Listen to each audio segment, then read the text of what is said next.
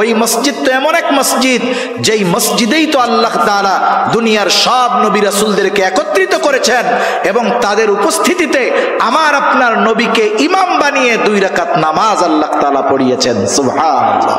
যেই মসজিদুল আকসার সাথে আমাদের হৃদয়ের সম্পর্ক, আত্মার সম্পর্ক, ঈমানের সম্পর্ক, আমলের সম্পর্ক, এজন্য মসজিদুল হারাম, মসজিদুল নববী এগুলোর প্রতি যেমন আমাদের মোহাব্বত আছে, মসজিদুল আকসার ওই পবিত্র ভূমির ব্যাপারেও সেরকম মোহাব্বত থাকার দরকার আছে না নাই?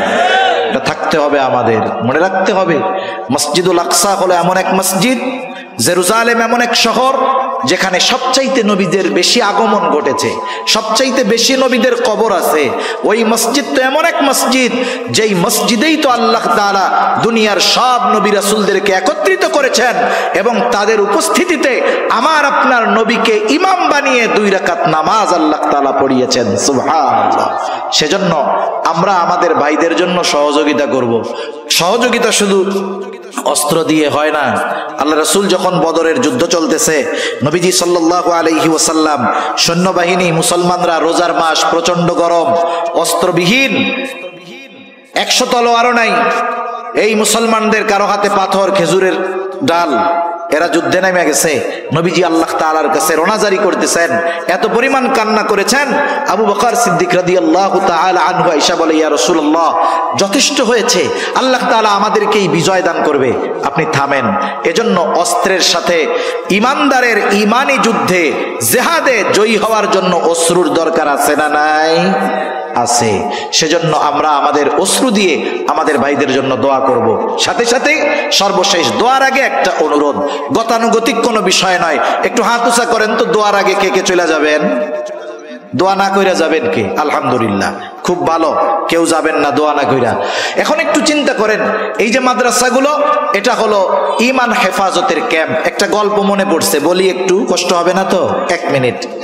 আমি 3-4 বছর আগে একেবারে বান্দরবনের শেষে পাহাড়ের ভিতর দিয়ে অনেক দূর এক জায়গায় মাহফিলে গেছি। খাগড়াছড়ি থেকে আরো 2.5 ঘন্টা 3 ঘন্টা লাগছে।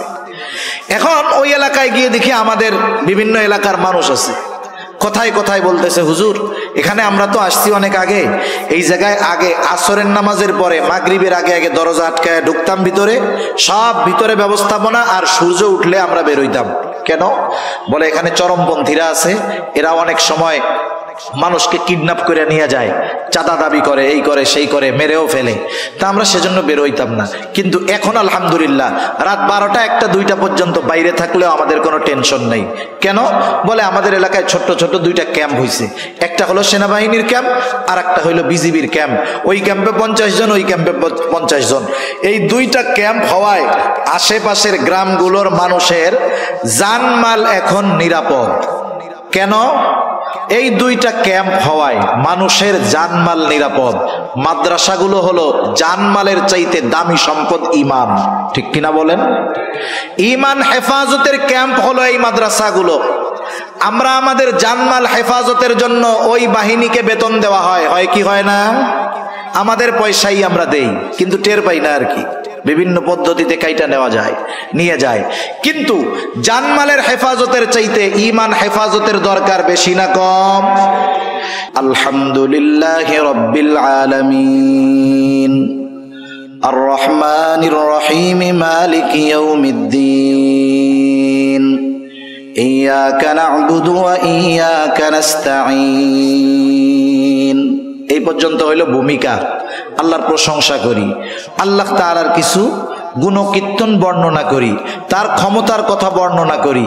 এরপরে বলি, যেহেতু আপনি এমন দয়াময়, আপনি এমন ক্ষমতাধর, তাইলে এক কাজ করেন, আমাদের একটা জিনিস দেন। কি চাবো সেটাও আল্লাহ শিখায়া দেন। আল্লাহ বলেন, বান্দা চাবা কি শোনো, বলো ইহদিনাস সিরাতাল মুস্তাকিম। আল্লাহ তাআলার কাছে আমরা সিরাতে মুস্তাকিমের উপরে অটল থাকার প্রার্থনা করি। এটা দুনিয়ার সবচেয়ে বড় নেয়ামত এবং দুনিয়ার সবচেয়ে দামি দোয়া।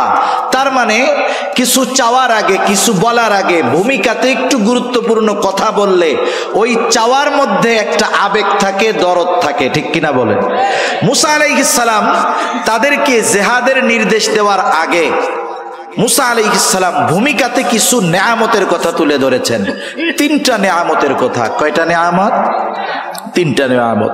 একটা তো দেখছে যে কেমন ভাবে সমুদ্র থেকে ফেরাউনের কবল থেকে আল্লাহ তাআলা তাদেরকে বাঁচাইলো, এটা তো দেখছে, বড় এক অনুগ্রহ। এবার মুসা আলাইহিস সালাম তার সম্প্রদায়ের কাছে বলতেছে, وَإِذْ قَالَ مُوسَى لِقَوْمِهِ يَا قَوْمِ اذْكُرُوا نِعْمَةَ اللَّهِ عَلَيْكُمْ إِذْ جَعَلَ فِيكُمْ أَنْبِيَاءَ وَجَعَلَكُمْ مُلُوكًا। মুসা আলাইহিস সালাম তার কওমকে বলতেছে, হে আমার সম্প্রদায়, আল্লাহ তাআলার ওই নিয়ামতগুলো স্মরণ করো যেগুলো আল্লাহ তাআলা তোমাদেরকে দিয়েছেন। কি নিয়ামত? 1 নম্বর নিয়ামত, ইদ জাআলা ফীকুম আম্বিয়া, তোমাদের মধ্য থেকে আল্লাহ তাআলা অনেক পয়গম্বর প্রেরণ করেছে।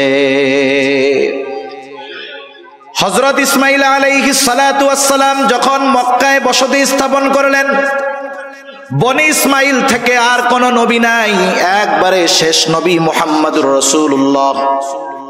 কিন্তু বনি ইসরাইল থেকে ঈসা আলাইহিস সালাম পর্যন্ত যত নবী আসছে, ইয়াকুব আলাইহিস সালাম থেকে নিয়ে ঈসা আলাইহিস সালাম পর্যন্ত যত নবী আসছে, সব বনি ইসরাইলের নবী।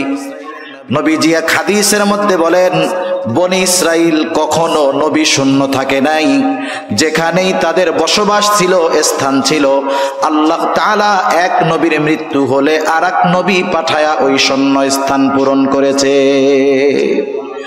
আমাদের সমাজের মধ্যে, গোত্রের মধ্যে, বংশের মধ্যে কারো বংশে যদি 10টা বিসিএস ক্যাডার থাকে, বলেন তো ওই গ্রামের মধ্যে ওই বংশের পাওয়ার কম না বেশি?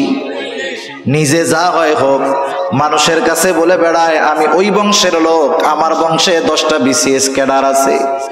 10টা বিসিএস ক্যাডার যদি থাকে, এটা নিয়ে যদি গর্ব করতে পারে, এটাকে যদি নিয়ামত মনে করতে পারে, যেই গোত্র যেই বংশের মধ্যে ধারাবাহিকভাবে নবী এসেছে, বলেন তো এটা আল্লাহ তাআলার পক্ষ থেকে অন্যতম এক দামি এক নিয়ামত নয় কি? এজন্য মুসা আলাইহিস সালাম বললেন, শোনো, তোমাদের মধ্য থেকে আল্লাহ তাআলা অনেক নবী প্রেরণ করেছেন। শুধু তাই না, ওয়াজআলাকুম মুলুকা, আল্লাহ তাআলা তোমাদেরকে বাদশাহী দান করেছেন, রাজত্ব দান করেছেন। কথা হইল সবাই তো আর রাজা হইতে পারে না, কিন্তু বায়ানুল কোরআনের মধ্যে আসছে, আশরাফ আলী থানবী রহমাতুল্লাহি আলাইহি লিখেছেন, এক বুজুর্গের হাওলা দিয়ে যখন কোন গোত্র বা বংশ থেকে কোন বাদশাহ হয়, তখন ওই বাদশাহীর সাথে গোটা বংশটাকেই সম্পৃক্ত করা হয়। যেমন ওসমানীরা শাসন করছে, বলে ওসমানী শাসন আমল, আব্বাসী শাসন আমল, উমাইয়া শাসন আমল। যদিও উমাইয়াদের মধ্যে বাদশাহ হইছে একজন, তারপরে আর একজন, কিন্তু এই বাদশাহীটাকে সম্পৃক্ত করা হয়েছে গোটা গোত্রের সাথে। মুসা আলাইহিস সালাম বললেন, আল্লাহ তাআলা তোমাদেরকে বাদশাহী দান করছে, বড় বড় বাদশাহ বনি ইসরাইলদের মধ্য থেকে হয়েছে। শুধু তাই না, মুসা আলাইহিস সালামের পরে আল্লাহ তাআলা বাদশাহী দিয়েছেন সুলাইমান আলাইহিস সালামকে, বনি ইসরাইলের নবী। এমন বাদশাহী দিয়েছেন, গোটা দুনিয়ার বাদশাহী আল্লাহ তাআলা দান করেছেন।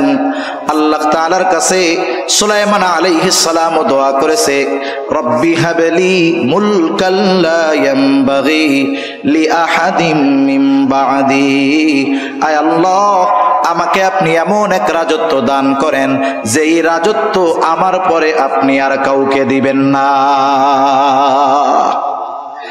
তাহলে আল্লাহ তাআলা পরলৌকিক বড় নেয়ামত বনি ইসরাইলদের দান করেছেন, বাদশাহী দিয়ে দুনিয়ার নেয়ামত দান করেছে। এরপরে মুসা আলাইহিস সালাম বলতেছে, ওয়া আতাকুম মা লাম ইউতি আহাদাম মিনাল আলামিন। মুসা আলাইহিস সালাম যখন তার কওমকে এই কথা বলতেছে যে তোমাদেরকে এমন কিছু দেওয়া হয়েছে যা বিশ্ববাসীকে আর দেওয়া হয় নাই, ওই পর্যন্ত মুসা আলাইহিস সালাম যখন বলতেছেন, ওই সময় পর্যন্ত বনি ইসরাইলকে আল্লাহ তাআলা এত নেয়ামত দিয়েছেন যে ওই রকম নেয়ামত দুনিয়ায় আর কাউকে দেওয়া হয় নাই। অবাক অবাক হয়ে যাবেন। পবিত্র কোরআনুল কারীমের সর্ববৃহৎ সূরা সূরা বাকারা, এই সূরা বাকারার মধ্যে আল্লাহ তাআলা বনি ইসরাঈলদেরকে প্রদত্ত নেয়ামতগুলোর কথা ধারাবাহিকভাবে বর্ণনা করেছেন। ধারাবাহিক প্রায় 40টার উপরে নেয়ামতের কথা আল্লাহ তাআলা সূরা বাকারার মধ্যে বর্ণনা করেছে। মুসা আলাইহিস সালাম যখন এই নেয়ামতগুলোর কথা তাদের বললেন, আদেশ করার আগে ভূমিকা স্বরূপ, যে দেখো আল্লাহ কেমনে বাঁচাইলো তোমাদের বংশ থেকে এত নবী, এইরকম বাদশাহ, এত নেয়ামত আল্লাহ তোমাদেরকে দিয়েছেন। ওই আল্লাহ তোমাদের উপরে জিহাদ ফরজ করছে। উদ্দেশ্য হলো জিহাদ করবা, আর ওই জেরুজালেমের পবিত্র ভূমির অধীন তোমাদের অধিকারে আল্লাহ তাআলা দিয়ে দিবে। শুধু যুদ্ধ করবা, শোনো, যুদ্ধে যে জয়ী হবা এটাও জানায় দিছেন কে? চূড়ান্ত হয়ে গেছে। শুধু তোমরা ওই শহরের প্রবেশ দ্বার দিয়ে ঢুকবা, ওরা যত শক্তিশালী হোক ওদের বিরুদ্ধে তোমাদের বিজয় লিখে রাখছেন কে? মুসা আলাইহিস সালাম এবার আদেশ করলেন, ইয়া কওমি দুখুলুল আরদাল মুকদ্দাসাতাল্লাতী কাতাবাল্লাহু লাকুম, হে আমার সম্প্রদায়, এই পবিত্র ভূমিতে তোমরা প্রবেশ করো যেটা আল্লাহ তোমাদের জন্য লিখে রেখেছেন। কিন্তু সাবধান, ওয়ালা তারতাদ্দু আলা আদবারিকুম ফাতানকালিবু খাসিরিন, তবে সাবধান, তোমরা পেছনে ফিরে আসবা না, তাহলে ক্ষতিগ্রস্ত হয়ে যাবা, ঠিকানা হবে জাহান্নাম। ওই যে 10 জন আইসা বইলা দিছে, যদিও দেশ সুন্দর কিন্তু শক্তি এরকম। এইবার বনি ইসরাইলের গো বাইদা বসছে, বলতেছে, ক্বালু ইয়া মূসা ইন্না ফিহা কওমান জাব্বারিন ওয়া ইন্না লান নাদখুলাহা হাত্তা ইয়াখরুজু মিনহা ফাইন ইয়াখরুজু মিনহা ফাইন্না দাখিলুন।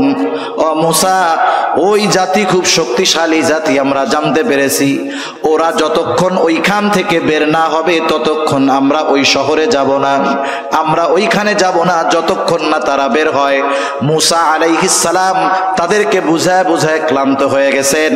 এইবার 2 জন আল্লাহর বান্দা, ওই 12 জনের মধ্যে 2 জন, একজনের নাম হলো ইউশা ইবনে নুন, আর একজনের নাম হলো কালিব।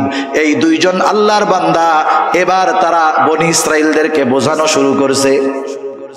নবী বুঝাইয়া ক্লান্ত হয়ে গেছে, এইবার অন্য 2 নেক বান্দা বুঝাইতেছে। قال رجلان من الذين يخافون أنعم الله عليهم ادخلوا عليهم الباب فإذا دخلتموه فإنكم غالبون। 2 আল্লাহর বান্দা যাদের উপরে আল্লাহ তাআলার অনুগ্রহ ছিল, এই 2 আল্লাহর বান্দা তাদেরকে বলতেছে, তোমরা ওই শহরের প্রবেশদ্বার দিয়ে প্রবেশ করো, তোমরা শুধু দরজা দিয়ে প্রবেশ করবা, আর তোমরা জয়ী হয়ে যাবা, তোমাদের কোনো চিন্তা নাই, ভয় নাই, শুধু ওঠো আর দরজা দিয়ে ঢোকো। আল্লাহর উপরে ভরসা রাখো। তোমরা যদি মুমিন হও, আল্লাহ তাআলার উপরে ভরসা রাখা তোমরা রওনা হও। তোমরা শুধু জিহাদের জন্য শহরের দরজা দিয়ে ঢুকবা, আর তোমাদেরকে আল্লাহ তাআলা বিজয় দান করবে। এরপরেও তাদের মন নরম হয় নাই। এইবার বনি ইসরাইলেরা আরো কঠোর ভাষায় বিরোধিতা করলো। মূসা আলাইহিস সালামকে এবার তারা বলতেছে, ক্বালু ইয়া মূসা ইন্না লান নাদখুলাহা আবাদাম মা দামু ফিহা ফাযহাব আনতা ওয়া রাব্বুকা ফাকাতিলা ইন্না হাহুনা কাঈদুন। বলতেছে মূসা, ইন্না লান নাদখুলাহা আবাদাম মা দামু ফিহা, ওই জাতি যতক্ষণ ওইখানে আছে আমরা কখনোই ওখানে প্রবেশ করব না, তাদের সাথে যুদ্ধ করব না, ওখানেও আমরা প্রবেশ করব না। মূসা, যুদ্ধ যদি করতে হয় ফাযহাব আনতা ওয়া রাব্বুক, তুমি আর তোমার রব গিয়ে তাদের সাথে যুদ্ধ করো। ইন্না হাহুনা কাঈদুন, আমরা এইখানে বসলাম, আমরা যুদ্ধ করতে পারবো না। কত বড় অবাধ্য জাতি! মান্না সালোয়া খাইয়া গায়ে শক্তি হইছে। যেই আল্লাহ খাওয়াইতেছে ওই আল্লাহ তাআলা আদেশ করছে শুধু ঢুকো, তোমরা জয় হয়ে যাবা। কিন্তু এই অকৃতজ্ঞ, সীমা লঙ্ঘনকারী, অবাধ্য জাতি আল্লাহর আইন তো অমান্য করলো, সাথে সাথে আল্লাহ তাআলার বিধানকে অমান্য করে বলতেছে তুমি আর তোমার রব গিয়ে যুদ্ধ করো, আমরা পারবো না, আমরা এখানে বসে দেখলাম। নাউজুবিল্লাহ বলেন। মুফাসসিরিন কেরাম এই আয়াতের তাফসীর আনেন, যা মুসা আলাইহিস সালামের উম্মত আর মুহাম্মাদুর রাসূলুল্লাহ সাল্লাল্লাহু আলাইহি ওয়াসাল্লামের উম্মত। এত বুঝাইয়া, এত নিয়ামত খাওয়াইয়া, এত তেল মাইরা, জয়ের ঘোষণা দিয়া, এরপরেও তাদের যুদ্ধে নেওয়া যায় নাই। কিন্তু মুহাম্মদ সাল্লাল্লাহু আলাইহি ওয়াসাল্লামের উম্মত কি করছে? বদরের যুদ্ধ হবে। ঘটনা বলবো না, আমি শুধু একটু প্রেক্ষাপট বলতেছি। বদরের যুদ্ধ ইতিহাস যদি ঘাটা হয়, যুদ্ধ হওয়ার কথা ছিল না, কিন্তু আবু জেহেল দেখছে 1000 সশস্ত্র কাফের নিয়ে আসছি সৈন্য, এই চান্সে ইসলাম এবং মুসলমানদের চিরনির্মূল করে দিয়ে যায়। নবীজিও এরকম বড় যুদ্ধের প্রস্তুতি নিয়ে মদিনা থেকে বের হন নাই, কিন্তু অবস্থা এমন, যুদ্ধ না করে উপায় নাই। এবার আনসার আর মুহাজির সাহাবীদের সাথে নবীজি পরামর্শ করবেন। মুহাজিররা তো অল্প কয়েকজন, বললেন এরা তো যুদ্ধ করবে, তোমরা কি বলো? মুহাজিরেরা বলে, ইয়া রাসূলুল্লাহ, আমরা তো আপনার সাথে, আপনি যা বলবেন তাই। নবীজি চিন্তিত ছিলেন, আনসাররা বেশি, না জানি এরা বলে বসে যে আমরা যুদ্ধ টুদ্ধ করতে পারবো না। নবীজি যখন আনসারদের কাছে পরামর্শ চাইলেন, আনসারদের মধ্য থেকে সাদ বিন মুআজ রাদিয়াল্লাহু তাআলা আনহু বলতেছে, ইয়া রাসূলুল্লাহ, আপনি আমাদের পরামর্শ চান, আপনি শুনে নেন।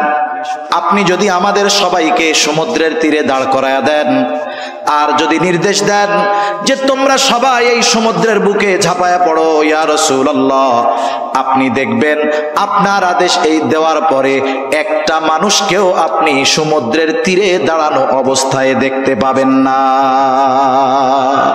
আপনি শুধু নির্দেশ দিবেন। তিনি বলতেছেন, আপনি শুধু দেখবেন, যুদ্ধের ময়দানে আমরা যা করব তা আপনার হৃদয়ে প্রশান্তি আনবে। আরেকজন সাহাবী বলতেছে, ইয়া রাসূলুল্লাহ, আমরা আপনার সাথে যুদ্ধে চলে যাব।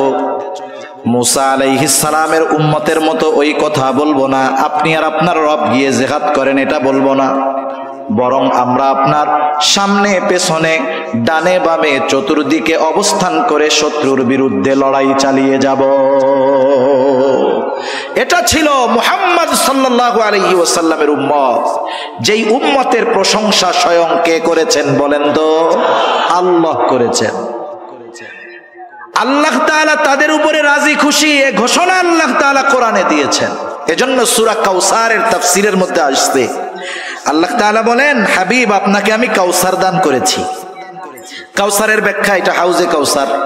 কোন কোন মুফাসসির বলেন, কাউসার দ্বারা এটাও উদ্দেশ্য যে আল্লাহ তাআলা মুহাম্মাদুর রাসূলুল্লাহ সাল্লাল্লাহু আলাইহি ওয়াসাল্লামকে এমন একদল সাথী দান করেছিলেন যে এটা নবীজির জন্য বড় এক নিয়ামত ছিল। এই সাহাবীদেরকে আল্লাহ তাআলা কাউসার হিসাবে অভিহিত করেছেন। সুবহানাল্লাহ। তারা বলল, ফাযহাব আনতা ওয়া রাব্বুকা ফাকাতিলা ইন্না হাহুনা কাঈদুন। মুসা, আপনি আর আপনার রব গিয়ে যুদ্ধ করেন, আমরা এখানে বসলাম, আমরা যুদ্ধ টুদ্ধ করতে পারবো না। বলেন তো, একজন নবী, এরপরে আর কিছু করার আছে নাকি? আল্লাহ তাআলার কাছে মুসা আলাইহিস সালাম দোয়া করতেছে, চরম কষ্ট নিয়ে বলতেছে, ক্বালা রাব্বি ইন্নী লা আমলিকু ইল্লা নাফসি ওয়া আখি ফাফরুক বাইনানা ওয়া বাইনাল কওমিল ফাসিকিন। মুসা আলাইহিস সালাম বলতেছে, ও আমার রব, আমি আমার নিজের উপর আর আমার ভাইয়ের উপর ছাড়া আমার নিয়ন্ত্রণ আর কারো উপরে নাই। ওই দুই আল্লাহর বান্দাও এর মধ্যে শামিল।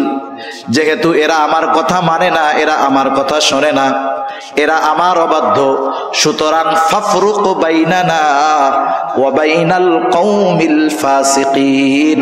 আয় আল্লাহ, এই পাপী এই সম্প্রদায় থেকে আপনি আমাকে পৃথক করে দেন, আলাদা করে দেন। এর মানে এদের সাথে আমার সম্পর্কটাকে চূড়ান্তভাবে আপনি খতম করে দেন। আল্লাহ তাআলা মুসা আলাইহিস সালামকে সান্ত্বনা দিয়ে বলতেছে, ক্বালা ফাইন্নাহা মুহাররামাতুন আলাইহিম 40 সানাহ ইয়াতিহুনা ফিল আরদি ফালা তা'সা আনিল কওমিল ফাসিকিন। মুসা আলাইহিস সালামের এই আদেশ অমান্য করায় ওই যে ফিলিস্তিনের সুজলা সুফলা শস্য শ্যামলা ওই ভূমির নিয়ন্ত্রণ আল্লাহ তাআলা তাদেরকে দিতে চেয়েছিলেন, এই নিয়ামতটাকে পিছায়া দিলেন। শুধু তাই না, মুফাসসিরিনে কেরাম বলেন মুসা আলাইহিস সালামের উম্মতেরা বলা শুরু করেছে আমরা মিশরে চলে যাব, আমাকে ফিলিস্তিনে যাওয়া লাগবে না, আমরা কই চলে যাব? এখন সাহস পাইছে কেন? ফেরাউন তো মইরা গেছে, চোখের সামনে দেখছে না মইরা গেছে। এখন চিন্তা করে আমরা আমাদের যেই স্বদেশ ওইখানে আমরা চলে যাব, আমাদের বাপ দাদার ভূমির কোনো দরকার নাই।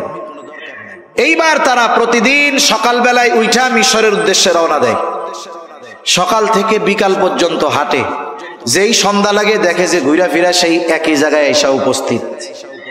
এইভাবে তিহ প্রান্তরের মধ্যে আল্লাহ তাআলা 40 বছর তাদেরকে ঘুরাইছেন। কত বছর? 40 বছর। এর মধ্যে মুসা আলাইহিস সালাম, হারুন আলাইহিস সালামের ইন্তেকাল হয়ে গেছে। এই অবাধ্য জাতির নেতৃত্বে যারা ছিল তারাও দুনিয়া থেকে চলে গেছে।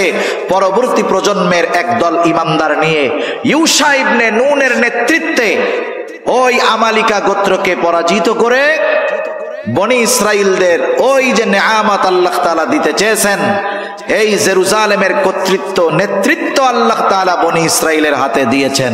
এরপরে দীর্ঘকাল নেয়ামত ভোগ করছে। সুলাইমান আলাইহিস সালামের পরে আস্তে আস্তে এরা আবার অবাধ্যতার চূড়ান্ত পর্যায়ে পৌঁছিয়ে গিয়েছে। বিভিন্ন শাসকদের দ্বারা মায়ের খাইতে খাইতে গোটা দুনিয়ায় রিফুজির মতো ঘুরে বেড়ায়া হাজার হাজার বছর এরকম উদ্বাস্তুর মতো ঘুরে এই 20 শতাব্দীতে এসে পুনরায় ওই জেরুজালেমের মসজিদুল আকসার ওই পবিত্র ভূমির কর্তৃত্ব নিজেদের আয়ত্তে নেওয়ার জন্য আমেরিকার মতো কুচক্রী দেশগুলোর মতো সহযোগিতায়, ব্রিটিশদের মতো এই শয়তানদের সহযোগিতায় আরবের মধ্যে বসে গোটা মুসলিম উম্মার জন্য এক বিষ ফুড়ায় পরিণত হয়েছে। মনে রাখতে হবে, বিষ ফোড়ার ব্যথাও আছে কিন্তু পতনও তো আছে, ঠিক কিনা? সেই পতনের দিকে হয়তো তারা ধাবিত হচ্ছে, কিন্তু আফসোস আমরা তো আমাদের ভাইদের সহযোগিতা করতে পারতেছি না। সাথে সাথে আরেকটা কথাও বলার দরকার, যে এই মসজিদুল আকসার সাথে আমাদের হৃদয়ের সম্পর্ক, আত্মার সম্পর্ক, ঈমানের সম্পর্ক, আমলের সম্পর্ক। এজন্য মসজিদুল হারাম, মসজিদুল নববী এগুলোর প্রতি যেমন আমাদের মোহাব্বত আছে, মসজিদুল আকসার ওই পবিত্র ভূমির ব্যাপারেও সেরকম মোহাব্বত থাকার দরকার আছে না নাই? থাকতে হবে, আমাদের মনে রাখতে হবে। মসজিদুল আকসা হলো এমন এক মসজিদ, জেরুজালেম এমন এক শহর যেখানে সবচাইতে নবীদের বেশি আগমন ঘটেছে, সবচাইতে বেশি নবীদের কবর আছে। ওই মসজিদ তো এমন এক মসজিদ, যেই মসজিদেই তো আল্লাহ তাআলা দুনিয়ার সব নবী রাসূলদেরকে একত্রিত করেছেন এবং তাদের উপস্থিতিতে আমার আপনার নবীকে ইমাম বানিয়ে 2 রাকাত নামাজ আল্লাহ তাআলা পড়িয়েছেন। সুবহানাল্লাহ। সেজন্য আমরা আমাদের ভাইদের জন্য সহযোগিতা করব। সহযোগিতা শুধু অস্ত্র দিয়ে হয় না। আল্লাহ রাসূল যখন বদরের যুদ্ধ চলতেছে, নবীজি সাল্লাল্লাহু আলাইহি ওয়াসাল্লাম, সৈন্যবাহিনী, মুসলমানরা রোজার মাস, প্রচন্ড গরম, অস্ত্রবিহীন, 100 তলোয়ারও নাই, এই মুসলমানদের কারো হাতে পাথর, খেজুরের ডাল, এরা যুদ্ধে নেমে গেছে। নবীজি আল্লাহ তাআলার কাছে রোনাজারি করতেছেন, এত পরিমাণ কান্না করেছেন। আবু বকর সিদ্দিক রাদিয়াল্লাহু তাআলা আনহু আয়েশা বলে, ইয়া রাসূলুল্লাহ, যথেষ্ট হয়েছে, আল্লাহ তাআলা আমাদেরকেই বিজয় দান করবে, আপনি থামেন। এজন্য অস্ত্রের সাথে ঈমানদারের ঈমানি যুদ্ধে, জিহাদে জয়ী হওয়ার জন্য অশ্রুর দরকার আছে না নাই? আছে। সেজন্য আমরা আমাদের অশ্রু দিয়ে আমাদের ভাইদের জন্য দোয়া করব। সাথে সাথে সর্বশেষ দোয়ার আগে একটা অনুরোধ, গতানুগতিক কোনো বিষয় নয়, একটু হাত উঁচা করেন তো। দোয়ার আগে কে কে চলে যাবেন? দোয়া না কইরা যাবেন কি? আলহামদুলিল্লাহ, খুব ভালো, কেউ যাবেন না দোয়া না কইরা। এখন একটু চিন্তা করেন, এই যে মাদ্রাসাগুলো, এটা হলো ঈমান হেফাজতের ক্যাম্প। একটা গল্প মনে পড়ছে, বলি একটু, কষ্ট হবে না তো? 1 মিনিট। আমি 3-4 বছর আগে একেবারে বান্দরবনের শেষে পাহাড়ের ভিতর দিয়ে অনেক দূর এক জায়গায় মাহফিলে গেছি। খাগড়াছড়ি থেকে আরো 2.5 ঘন্টা 3 ঘন্টা লাগছে।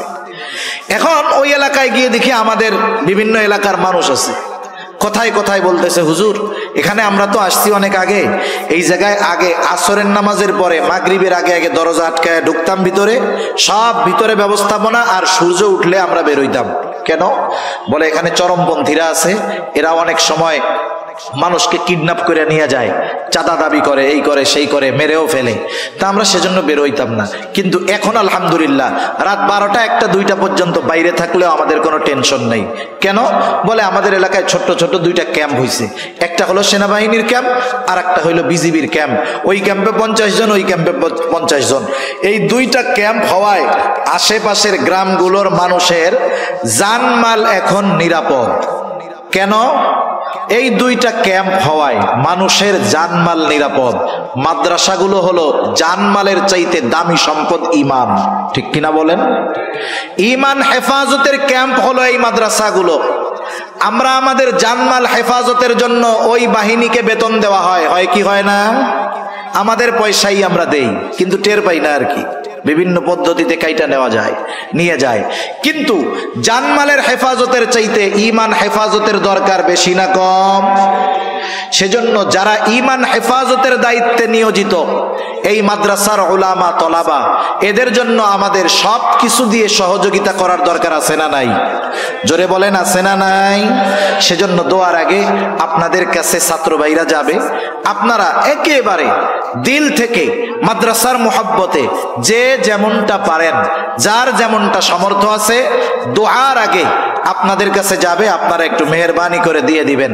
পকেট থেকে ছোট নোটটা তুলবেন না, পকেট থেকে ছোট নোটটা তুলবেন না। আশা করি আপনারা বড় নোটটাই তুলবেন। আপনাদের কাছে আসা যাদের একটু দায়িত্ব দেওয়া আছে তারা একটু ভিতরে গেলে ভালো হয়। আছে কেউ? একটু ভিতর থেকে উঠেন, ভিতর থেকে উঠেন, ভিতর থেকে উঠেন। ধরেন আমি দিয়ে শুরু করলাম 1000 টাকা, এবার আপনারা দিবেন। দেন, একটু ভিতরে যান, দ্রুত যান। আর জবানে আমরা জিকির জারি রাখি, লা ইলাহা। আচ্ছা, বড় হুজুরের আম্মা কিছু হাদিয়া পাঠাইছে মাদ্রাসার জন্য। হুজুরের নানি শাশুড়ি দিয়েছে 500 টাকা, আল্লাহ কবুল করুক। আমাদের হুজুরের কি ভাইরা না, ছোট ভাইরা 1000 টাকা, আল্লাহ কবুল করুক। জবানে জিকির জারি রাখি আর হাতটা পকেটের মধ্যে ঢুকায় দেই। জবানে জিকির, হাত পকেটে, লা ইলাহা ইল্লাল্লাহ। সাথে সাথে আর একটা কথা বলি, মাদ্রাসার তো অনেক ব্যয় আছে। অনেক আল্লাহর বান্দা হয়তো থাকতে পারেন যে আমি আরো কিছু দিব, কিন্তু এখন নাই, পরে দিব। যদি চান লেখাইতে পারেন। মাদ্রাসায় চাউলের দরকার হয়, ডাউলের দরকার হয়। যদি কোনো আল্লাহর বান্দার মন চায় যে 1 বস্তা 2 বস্তা চাউল দিবেন, এরা উঠাইতে উঠাইতে যদি কারো মন তৈয়ার হয়, তাহলে একটু বলতে পারেন, লেখায় রাখতে পারেন, লা ইলাহা ইল্লাল্লাহ, লা ইলাহা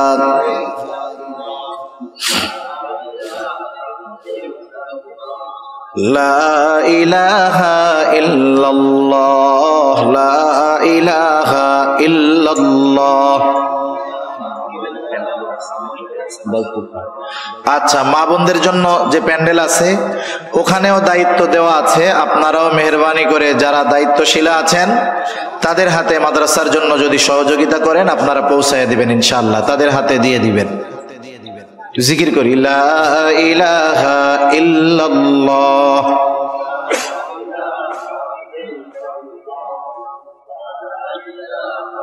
ইল্লাল্লাহ, লা ইলাহা ইল্লাল্লাহ, লা ইলাহা, লা ইলাহা ইল্লাল্লাহ, লা ইলাহা,